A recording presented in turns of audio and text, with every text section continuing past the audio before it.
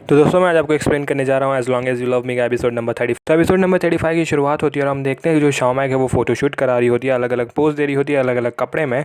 तभी जो डायरेक्टर है वो कहता है कि ये जो एक्टर है वो बहुत ज़्यादा अच्छी है, और वहाँ पर जियांग भी बैठा रहता है। तो जियांग को कहता है कि जो जिटोंग है वो भी उसके पास आई थी, और जो डायरेक्टर है वो कहता है कि मुझे पता है जिटोंग तुम्हारी गर्लफ्रेंड है।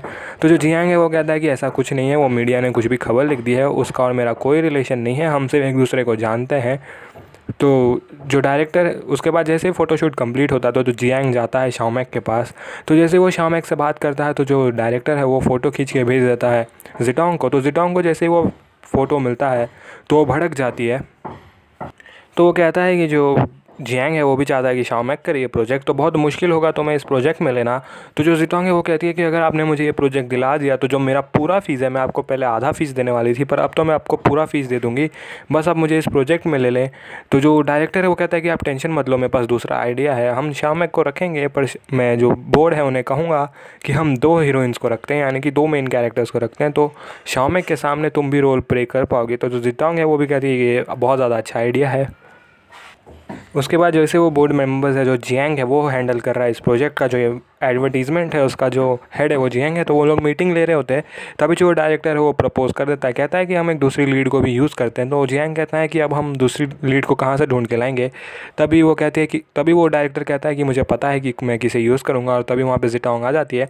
तो जैसे ही शाओमेक जिटोंग को देखती है तो वो चौंक जाती है, और उसे याद आता है कि जो उसकी सीनियर है उसने कहा था कि ये बहुत ज़्यादा चालाक है। तो शाओमेक चाहती थी कि वो अकेले इस प्रोजेक्ट पे काम करे, क्योंकि कह सकते हैं ना कि सेकंड लीड सिंड्रोम करके भी चीज़ होती है, यानी कि कोई कोई ड्रामा होता है जिसमें जो सेकंड लीड है वो ज़्यादा बेटर काम कर जाता है अपने फर्स्ट लीड से। तो अगर मैं बात कर रहा हूँ स्टार्टअप ड्रामा की, तो अगर आपने स्टार्टअप ड्रामा नहीं देखा तो आपको देख लेना चाहिए, बहुत सही ड्रामा है, मैंने कंप्लीट कर दिया पूरा। तो ऐसे ड्रामा में जो सेकेंड लीड है वो अच्छा काम कर जाते हैं फर्स्ट लीड से, और उसकी वजह से प्रॉब्लम्स क्रिएट हो जाती है, दोनों के जो फैंस हैं उनके बीच में झगड़ा होना शुरू हो जाता है। तो शाओमेक ऐसा नहीं चाहती थी कि ऐसा कुछ हो, क्योंकि जो जिटोंग है वो सोचती थी कि जिटोंग अभी भी उसकी दोस्त है, पर जिटोंग ने उसका अब जिटोंग भी अपीयर होगी उस ऐड में। तो बाद में जो प्रपोज़ल है तो जियांग कहता है कि ठीक है आप प्रपोज़ल बना के यान को भेज दो, अगर यान अप्रूव कर देता है तो हो जाएगा काम। उसके बाद हम आ जाते हैं सेक्रेटरी के वहाँ पे। तो सेक्रेटरी अपने दोस्त से मिलने आया होता है, तो जो दोस्त है उसका वो उसे एक ब्लाइंड डेट पे सेट कर देता है। तो उन लोग बात करते हैं, पर जो सेक्रेटरी है वो एक्चुअली में ऑलरेडी लाइक करता है सुन लिंगशी को, पर वो तभी कुछ बता नहीं पाता क्योंकि ये बहुत ज़्यादा शाय है बंदा। फिर क्योंकि ये जो स्टेडियम है वो बन रहा है अलग जगह में, तो इनको शूटिंग भी स्टेडियम के आसपास ही करनी होगी, तो इन लोग निकल जाते हैं स्टेडियम के लिए। तो जैसे वहाँ पे पहुँचते तो वहाँ पे उन लोग स्क्रिप्ट पे बात करने के लिए रुकते हैं, क्योंकि उन लोग स्क्रिप्ट पहले डिस्कस करते हैं। तो जो जिटोंग है उसने पहले ही बात कर लिया होता है डायरेक्टर से, और उसके बाद जो स्क्रिप्ट में जो मेन चीज़ें हैं वो सब वो शिफ्ट करवा लेती है उससे बात कर करके। तो शाओमेक के सामने ये सब कर रही होती है, कहती है कि ये सीन ऐसे बेटर होगा, ऐसे बेटर होगा, और जितने भी इंपॉर्टेंट सीन है वो खुद के लिए ले रही होती है। पर शाओमेक अपने दोस्त को बहुत ज़्यादा चाहती है, तो इसके लिए वो कुछ नहीं कहती कि हाँ ये अच्छा आइडिया है, और शाओमेक कुछ बोलती ही नहीं है उसे बिल्कुल भी, और वो जो भी उसे डायरेक्टर कहता है वो एक्सेप्ट कर लेती है। उसके बाद वो लोग चले जाते हैं अपने होटल रूम में। तो जो शाओमेक और जिटोंग है उनको एक ही होटल रूम दिया होता है।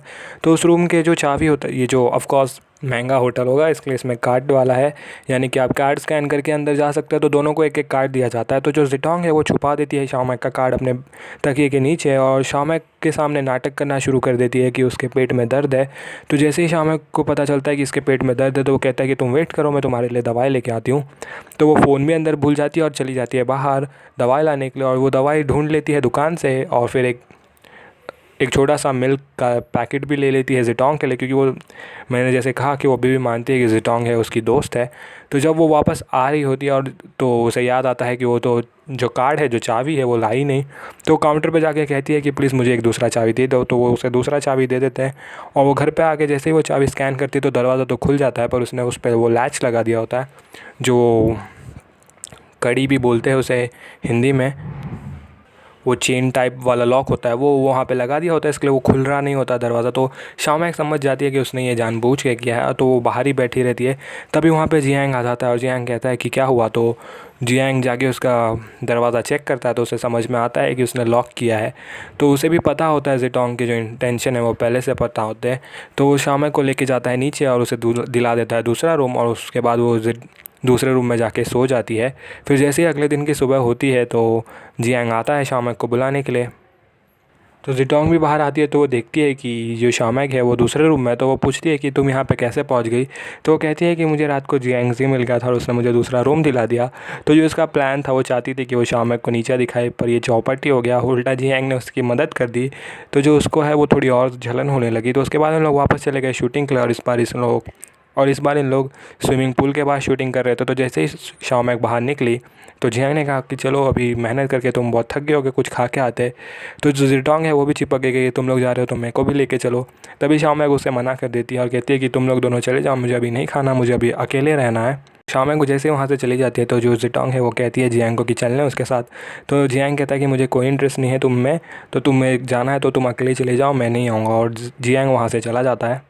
तभी हम देखते हैं कि जो सेक्रेटरी है वो वापस मिलता है उस लड़की से, और पर इस बार वो उसे बताने वाला होता है कि वो एक्चुअली में किसी और को लाइक करता है। तभी हम देखते हैं कि जो सुनलिंगशी है वो वहाँ से निकलती है और वो जैसे ही देखती है सेक्रेटरी को कहती है कि वो आप डेट पे आए हो, congratulation on your first date. और फिर बाद में वो वहाँ से चली जाती है। तो जो सेक्रेटरी है वो उस लड़की को कह देता है कि मैं ऑलरेडी किसी को लाइक करता हूँ तो मैं तुम्हारे साथ नहीं जा पाऊँगा। और फिर वो वहाँ से चला आता है सुनलिंगशी को बताना है। तो सुनलिंगशी कहती है कि आपको मुझे बताने की ज़रूरत नहीं है, आपको मुझे एक्सप्लेनेशन देने की भी ज़रूरत नहीं है, क्योंकि हम सिर्फ कलीग्स हैं और कुछ नहीं। और फिर वो वहाँ से चली जाती है। तो जैसे एडवर्टाइजमेंट कंप्लीट होता है तो वापस सब लोग वापस आ जाते हैं और जो जियांग है वो बताने जाता है यान के उसको कि जो एडवर्टाइजमेंट प्रोजेक्ट है वो कंप्लीट हो गया है। तो जैसे ही वहाँ पे पहुँचता है तो उसका सेक्रेटरी भागा हुआ आता है और वो न्यूज़पेपर लेके आता है। तो न्यूज़पेपर में खबर छपी होती है कि जो ये स्पोर्ट्स सेंटर बन रहा है उसकी जो कंपनी है वो सिक्योरिटी को कम्प्लीटली निगलेक्ट कर रही है, यानी कि जो सिक्योरिटी है उस पर उन लोग बिल्कुल भी ध्यान नहीं दे रहे। तो क्योंकि जो एक प्रॉब्लम है वो पहले ही हो चुका है, यानी कि जो कमर्शियल सिटी बन रहा था उसमें एक हादसा पहले ही हो चुका है। तो हो सकता है कि इसमें भी वो हादसा हो जाए, ऐसा छपा होता है न्यूज़ में। तो जो यान है वो बहुत ज़्यादा भड़क जाता है और जाके मीटिंग करता है अपनी टीम से और पता करता है कि प्रॉब्लम कहाँ आई। तो जो टीम मेंबर्स हैं वो कहते हैं कि इसमें कोई इशू नहीं है, पर जो हमारा गवर्नमेंट का वर्क है, जैसे हमें जो पेपर्स लेने होते हैं तो उस पेपर में टाइम लगता है, 10 से 15 दिन का टाइम लगता है हर पेपर को जनरेट करने में।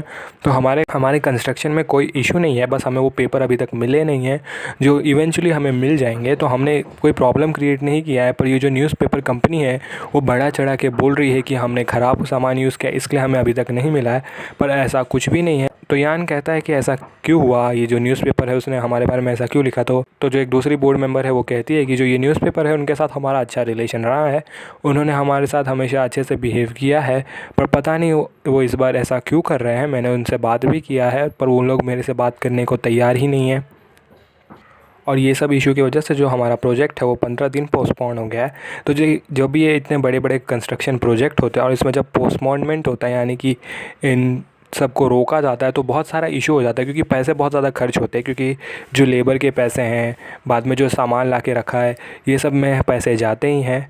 तो उसके बाद उन लोग सब बात करते हैं। तभी जो जियांग है उसका फ़ोन आता है सुनलिंगशी को और सुनलिंगशी उसे सब कुछ बताती है। तो जियांग कहता है कि ये तो बस शुरुआत, और सिर्फ आगे आगे देखते जाओ कि होता क्या है, कैसे यान की जो कंपनी है यान डूबने वाला है पूरी तरह से। और वहीं पे जो ये एपिसोड है वो ख़त्म हो जाता है। तो देखते हैं एपिसोड नंबर 36 में क्या हुआ। तो एपिसोड नंबर 36 की शुरुआत होती है और हम देखते हैं कि जो डायरेक्टर लिन है वो बात कर रही होती है उस वेलफेयर सेंटर के टीचर से, और वो बोल रही होती है कि जो ऑटम फेस्टिवल है वो आने वाला है और मैं चाहती हूँ कि मैं शाओमेक और ज़ो यानज़ाओ को बुलाऊँ। तो वो चाहती है कि वो एक लेटर लिखे और उनको बुलाए। तो पहले वो फ़ोन करती है यान को और उससे पूछती है कि क्या वो आ पाएगा। तो ऑफ़ कोर्स जो प्रॉब्लम है वो बहुत ज़्यादा बड़ी हो गई है इस बार। तो यान कहता है कि नहीं, मैं बहुत ज़्यादा बिज़ी हूँ, जो ऑफ़िस में है उसमें बहुत ज़्यादा काम है, तो इसके लिए मैं शायद अटेंड नहीं कर पाऊँगा, पर जो शाओमेक है वो ज़रूर आएगी। और उसके बाद वो फ़ोन रख देता है। तभी वहाँ पे सुनलिंगशी आ जाती है और जो यान है उसे बताती है कि जो वो अंकल लिंग की कंपनी है उनसे उन लोग बात करने की कोशिश कर रहे हैं, कॉल लगा रहे हैं, उन्हें हमें फ़ंड भेजना था, यानी कि जो अंकल लिंग है उन्होंने प्रॉमिस किया था कि वो इन्वेस्ट करेंगे हमारी कंपनी में और उन्हें अभी हमारे कंपनी में फ़ंड भेजना था, पर उन्होंने अभी तक हमें ये फ़ंड नहीं भेजा। तो यान कहता है कि मैं खुद कॉल लगा के देखता हूँ। तो यान भी कॉल करता है और जो अंकल लिंग है वो कॉल नहीं उठाते। तभी यान को कॉल आता है अंकल लिंग के बेटी का और वो बताती है कि जो अंकल लिंग है वो हॉस्पिटलाइज्ड हो गए हैं। उसके बाद हम देखते हैं कि जो शाओमेग है वो वापस जाती है अपने कॉलेज में अपने दोस्त के साथ, जो दूसरी दोस्त है जिसने वेंडी प्ले किया था उसके साथ। और जैसे उन लोग कॉलेज में जाते हैं, जितने भी लोग हैं वो उसे पहचान रहे होते हैं, उन सबको मालूम होता है कि शाओमेग कौन है। तो जो शाओमेग की जो इमेज है वो धीरे धीरे फिर से सुधर रही है। और फिर जैसे ही उन लोग पहुँचते हैं क्लास में, तो जो उसका सर है उसे माफ़ी मांगता है। वो कहता है कि मैंने तुम्हें अपने ग्रेजुएशन डे की पार्टी में तुम्हें आने नहीं दिया था, उसके लिए मैं माफ़ी मांगता हूँ। उसके बाद वो कहता है कि जो तुम्हारी दोस्त है ज़ेटोंग वो बैठी है लाइब्रेरी में, तो तुम जाके देख सकते हो लाइब्रेरी में। तो जैसे इन लोग लाइब्रेरी में मिलने जाते हैं ज़ेटोंग से, तो जैसे उसके पीछे पहुंचते तो लाइब्रेरी में जो कंप्यूटर है वो कंप्यूटर पे से एक आर्टिकल लिख रही होती है। वो 4chan जैसे एक वेबसाइट होता है, क्योंकि नॉर्मल इंटरनेट है नहीं वहाँ पे, तो मैं बता नहीं सकता कि कैसा वेबसाइट था, पर उनके यहाँ का 4chan होगा जहाँ पे जो आप कुछ भी लिख सकते हैं इंटरनेट पे, पर आपका नाम पता कुछ नहीं पता चलेगा उसमें। तो जो ज़ेटोंग है वो आर्टिकल लिख रही होती है कि जो शाओमेग है उसे जो शंघाई ग्रुप का जो ये ऐड मिला है, उसे इसलिए ऐड मिला है क्योंकि वो जो डायरेक्टर है उसके साथ सोई थी, इसकी वजह से उसे ये ऐड दिया गया है। और भी बहुत सारी गंदी गंदी चीज़ें वो लिख रही होती है शाओमेग के बारे में, और ये दोनों उसके पीछे ही खड़े होते हैं और वो देख लेते हैं सब कुछ। तो जो शाओमेग है वो बहुत ज़्यादा शॉक हो जाती है, और उसकी जो दोस्त है वो उसे रोकती है और कहती है कि तुम ये क्या कर रही हो, तुम शाओमेग की दोस्त हो, तुम ऐसा क्यों कर रही हो। उसके बाद वो दोनों बाहर आते हैं। बाद में जो ज़ेटोंग है वो कहती है उसे कि मैंने तो तुम्हें कभी अपना दोस्त माना ही नहीं, तुम तो मेरे कंपटीशन हो और मैं तुम्हें एलिमिनेट करने के लिए मैं कुछ भी कर सकती हूँ। उसके बाद यान चला जाता है अंकल लिंग से मिलने। तो जैसे वो अंकल लिंग से मिलता है तो अंकल लिंग उसे बताते हैं कि उसे हार्ट स्ट्रोक आया था, पर जो लोग हैं उसने जो घर वाले हैं उसने देख लिया उसे और फटाक से हॉस्पिटल पहुंचा दिया, इसके लिए वो फ़िलहाल तो ठीक है। पर वो यान को बताता है कि जो इनकी कंपनी है अंकल लिंग की जो कंपनी है वो बहुत ज़्यादा फाइनेंशियल क्राइसिस में है, यानी कि जो इनका खुद का इन्वेस्टमेंट था अलग अलग जगह पे वो सब फेल हो गया है। उसकी वजह से जो पैसे हैं वो शंघाई ग्रुप को नहीं दे पाएंगे, यानी कि शंघाई को जो अंकल लिंग पैसे देने वाले थे वो नहीं मिलेंगे। तो यान कहता है कि मैं समझ सकता हूँ, और फिर वो वहाँ से चला जाता है। तो जो उसकी बेटी है वो यान को कहती है कि चलो मुझे तुमसे कुछ बात करनी है।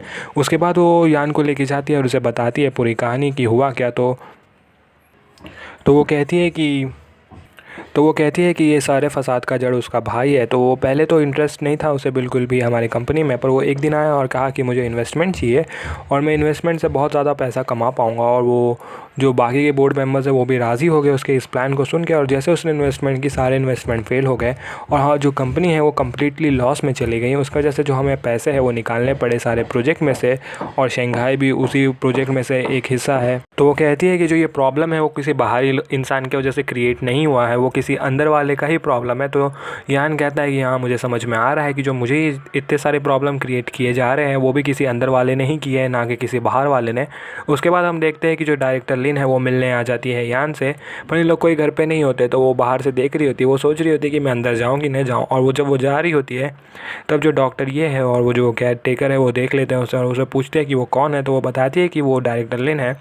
तभी जो डॉक्टर ये है वो पकड़ने जाती है उसे और कहती है कि मैंने आपको कहीं तो देखा है, हो सकता है कि पहले इन लोग मिले हो। पर जो डॉक्टर ये है उसे कुछ याद नहीं है, पर हो सकता है कि डॉक्टर ये और जो ज़ो बिल्ली है उनको पहले से पता था कि यान ज़ो बिल्ली का बेटा नहीं है, पर उन लोग ने ये बात छुपा के रखी क्योंकि वो पालना चाहता था यान को अपने बेटे जैसे। तो जो डॉक्टर ये है वो खींच के ले जाती है डायरेक्टर लिन को अंदर, और बाद में उन लोग दिखाने लगते हैं उनके बचपन के फ़ोटोज़ शाओमेग और यान के। तो जैसे ही वो यान के जो बचपन के फ़ोटोज़ देखती है तो वो बहुत ज़्यादा इमोशनल हो जाती है और रोने लगती है। तो जो केयर टेकर है वो देख रही होती है, वो सब कुछ देख रही होती है। जैसे ही शाओमेग घर पे आती है तो शाओमेग को पकड़ लेती है डायरेक्टर लिन, और जो शाओमेग है वो समझ जाती है। वो कहती है कि डायरेक्टर लिन को काम है तो उनको जाने दो। तो डायरेक्टर लिन को बाहर छोड़ने आती है। तो जो केयर गिवर है वो उनका पीछा कर रही होती है, वो सुनने की कोशिश करती है कि उन लोग क्या बात कर रहे हैं। तो उन लोग दोनों बात कर रहे होते हैं कि तभी थोड़ी देर में वहाँ पे यान आ जाता है। तो यान जैसे ही देखता है डायरेक्टर लिन को तो उन लोग जाते हैं वहाँ पे बैठ के बात करते हैं, और जब उन लोग बैठ के बात कर रहे होते हैं तो वो दोनों फिर से इमोशनल हो जाते हैं एक दूसरे को देखकर, और जो वो केयर टेकर है वो सब कुछ देख रही होती है। उसके बाद हम पहुंच जाते हैं प्रेसिडेंट जियांग के घर पे। तो जो प्रेसिडेंट जियांग है वो अपना जो आदमी है उसे कह रहा होता है कि पता करो इस डायरेक्टर लिन के बारे में, क्योंकि जो लड़की है जो केयर गिवर है वो भी जियांग ने भेजा है और उसने जियांग को भी सब कुछ बता दिया। तो वो कहता है कि जो ये डायरेक्टर लिन है उसकी पूरी हिस्ट्री निकालो। तो अगर वो पूरी हिस्ट्री निकालने जाता है डायरेक्टर लिन का तो उसे एक्चुअल में पता चल जाएगा कि यान उसका बेटा है डायरेक्टर लिन का, ना कि ज़ो बिल्ली का। और ये बहुत बड़ा प्रॉब्लम क्रिएट कर सकता है, क्योंकि जो विल बनी थी, जो विल बना था, वैसे तो ये जायदाद को बिल्कुल भी अफेक्ट नहीं करेगा, क्योंकि जायदाद पास की जा सकती है किसी को भी। आपका ब्लड रिलेशन होना ज़रूरी नहीं है। तो जो जायदाद मिली है यानी कि 8.5% शेयर है वो मिली है यान को, वो उसमें कोई इशू नहीं है। पर जो प्रॉब्लम है वो इमेज में क्रिएट होगा, क्योंकि जो लोग मानते हैं यान को, वो मानते हैं उसके पापा की वजह से, क्योंकि उसके पापा ने कंपनी खड़ी की है। और जब लोगों को पता चलेगा कि उसके पापा थे ही नहीं, जो यान है वो ज़ोविल्नी का बेटा है ही नहीं, तो वो प्रॉब्लम क्रिएट कर सकता है। इसके लिए वो जो अगर ये बात उसे पता चल गई जियांग के लिए, तो ये यान के लिए बहुत ज़्यादा बुरा होगा। उसके बाद हम अगले दिन ऑफिस में पहुंचते हैं। जो सेक्रेटरी है वो आके कहता है कि अभी जो अंकल लिंग की कंपनी है वो कम्प्लीटली बैंकरप्ट हो गई है, यानी कि उनके पास जितने भी पैसे थे वो ख़त्म हो चुका है। और एक कंपनी ने डिसाइड किया कि वो टेक ओवर करेंगे, यानी कि वो कंपनी को एक्वायर करेंगे। यानी कि जो कंपनी है वो अंकल लिंग को बिलोंग नहीं करेगी, कोई दूसरा उस कंपनी को ख़रीद रहा है। तो जो उसकी बेटी है उससे मिलने जाता है। उसकी बेटी बताती है कि जो उसके भाई है उसको यूज़ किया गया था, यानी कि किसी ने उसके भाई को भड़काया था और कहा था कि तुम इन चीज़ों में इन्वेस्ट कर दो जिससे उसके जो पैसे हैं वो ख़त्म हो जाए। और जैसे पैसे ख़त्म हो जाएगा और जो कंपनी बैंकरप्ट हो जाएगी तो वो कंपनी उसे एक्वायर कर सकती है, यानी कि अपने अंदर ले सकती है। तो वो पूछता है कि क्या तुम्हें पता है किसने एक्वायर किया है? तो जो उसकी बेटी है वो बताती है कि जो शंघाई का प्रेसिडेंट जियांग है उसने एक्वायर कर लिया हमारी कंपनी को। तो यान कहता है कि अभी मुझे बात समझ में आ रही है, उसने एक तीर से दो निशाने कर लिए, यानी कि उसने एक कंपनी भी अपने अंडर ले ली। और ये जो कंपनी थी वो मेरे प्रोजेक्ट में इन्वेस्ट करने वाली थी, अब वो इन्वेस्ट नहीं कर पाएगी। तो उसने एक तीर से दो निशाने मार लिए। और उसके बाद जो यान और शाओमाई के चले जाते हैं बच्चे लोग से मिलने, और यान लेके गया होता है उन लोग के लिए गिफ्ट। फिर वहाँ पे उन लोग थोड़ी देर बात करते हैं और बाद में वहाँ से निकल जाते हैं। और उसके बाद जब भी उन लोग गाड़ी में बैठे होते हैं शाओमाई और यान, तो एक दूसरे से बात कर रहे होते हैं जो पुरानी चीज़ें हैं उसके बारे में। और वहीं पर जो ये एपिसोड है वो ख़त्म होता है। तो दोस्तों अगर आपने अभी तक मुझे सब्सक्राइब नहीं किया हो तो सब्सक्राइब कर दें, और अगले वीडियो तक के लिए बाय।